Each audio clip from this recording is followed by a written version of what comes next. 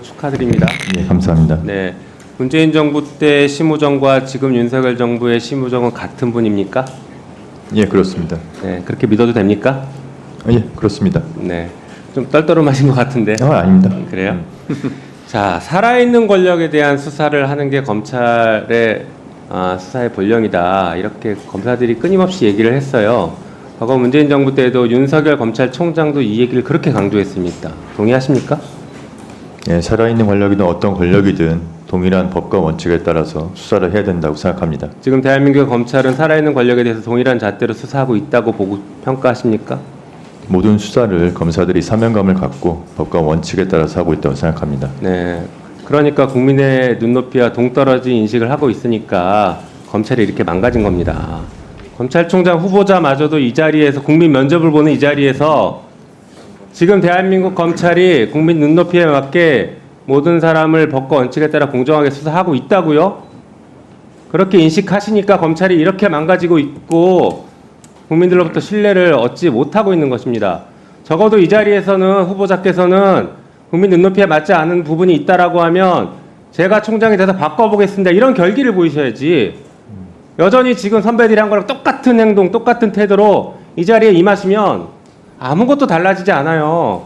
그러면 여전히 총장이 되고 나서는 살아있는 권력인 윤석열 대통령과 김건희 여사 뒤 봐주려고 하는 검찰로 낙인 찍힐 것입니다. 어떻게 생각하세요? 결기를 보여줄 수 있어요? 어떠한 사건이든 동일한 기준과 잣대를 가지고 규정에 따라서 법과 원칙에 따라서 하겠다고 말씀드립니다. 네. 그때 그 심우정과 지금의 심우정이 좀 다른 것 같습니다. 답변하시는 거 보니까. 자, 살아있는 권력에 대한 수사는 혹여나 검찰총장이 잘못을 저지르더라도 똑같이 적용돼야 됩니까?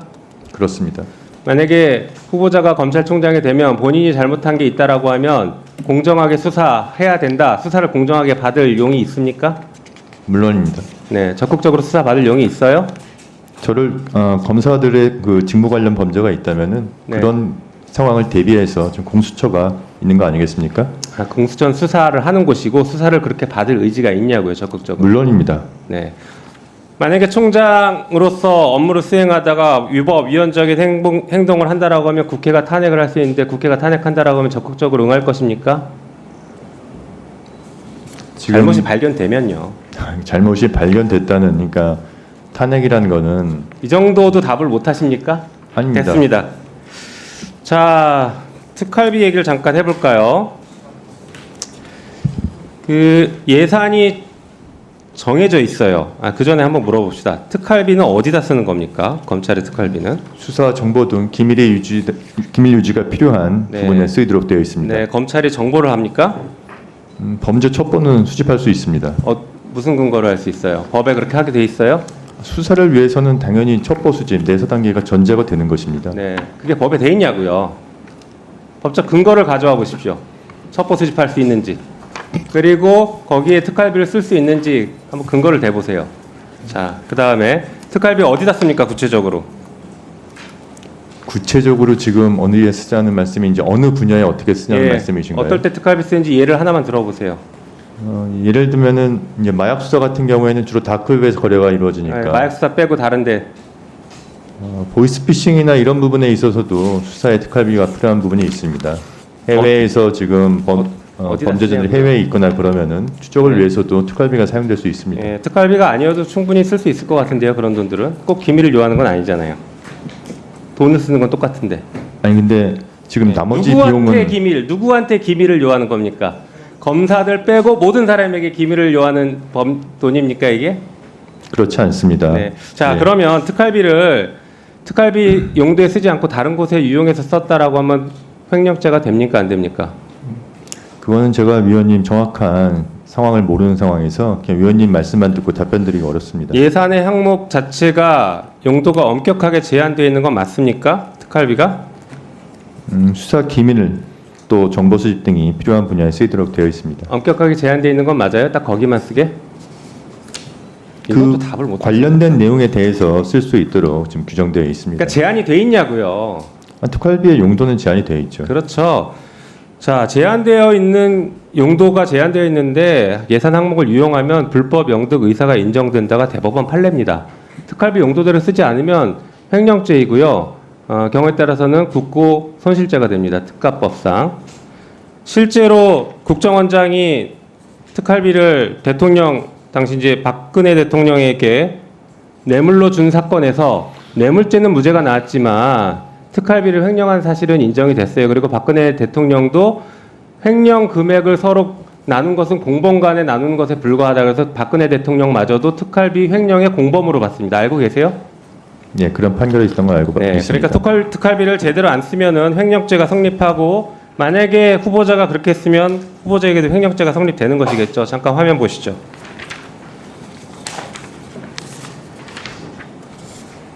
여기 말고요. 앞에 보여주세요. 네, 이거 말고요. 네, 자 보니까 동부지검장 시절에 1억 2,781만 원을 사용했어요. 2021년 9월 달에. 이때 보니까 그 추석을 앞둔 시점이고, 이 무렵에 1,160만 원을 전액 현금으로 인출해서 17개의 돈 봉투에 담아서 누군가에게 줬다라고 되는데, 이거 어디다 썼습니까? 이때 무슨 수사 있었어요? 연중 수사는 계속되고 있습니다. 이때 무슨 수사가 있었는데 이때 집중해서 주나요? 다음 볼까요? 그 다음에 보니까 또 설 연휴 2022년 1월 설 무렵에 1,350만 원을 현금 인출했었어요. 이때 어디 썼어요? 제가 구체적으로 자, 다음 당시에 보여주시죠. 그 다음 보여주세요. 그 다음 넘겨주세요. 자, 보세요. 아까 마약 수사했죠. 마약 수사는 2억 원이 지금 특활비입니다. 배정된 게. 여길 넘어서서 썼으면 횡령죄예요. 그리고 형사부 등 수사 지원 50억인데 이걸 넘어서 썼으면 횡령입니다. 여기서 어디다 썼는지를 한번 말씀해 보세요. 이 항목대로 썼어요? 특활비에 그런 구체적인 세부 사업에 대해서 대검에서 올 때 지정해서 내려오지는 않는 것으로 알고 있습니다. 그러니까 횡령이 된 거예요. 검찰이 집단적으로 조직적으로 횡령죄를 저지르고 있어요. 그걸 당당하게 말씀하시면 안 돼요. 아시겠습니까? 집단적으로 조직적으로 횡령하고 있다고요. 이런 것을 다른 기관에서 썼다고 해보세요. 틀림없이 국고 손실로 기소했을 겁니다. 그렇지 않습니까? 후보자, 기소했을 거 아니에요, 이러다? 그렇게 생각하지는 않습니다. 이게 세부 사업과 대한민국 공무원 여러분, 특활비를 이렇게 써도 횡령이 되지 않는다라고 지금 검찰총장 후보자가 얘기했으니 앞으로 마음대로 쓰십시오. 이상입니다. 위원장님 한 말씀 드려도 되겠습니까? 네, 말씀하세요. 이 세부 사업에 어떤 부분에서 내려오는지를 모른다 할 뿐이지 특활비 용도에 맞게 수사나 정보 분야에 어떻게 씁니까? 모르는데 한국별로 어떻게 써요? 모르는데 어떻게 한국별로 쓰냐고요? 내려오는 한국을 모르는데. 아니 대검에서 항목을 정해서 내려오면은 그 분야에 맞춰서 쓰면 되는 것이지 않습니까? 자, 후보자님, 예.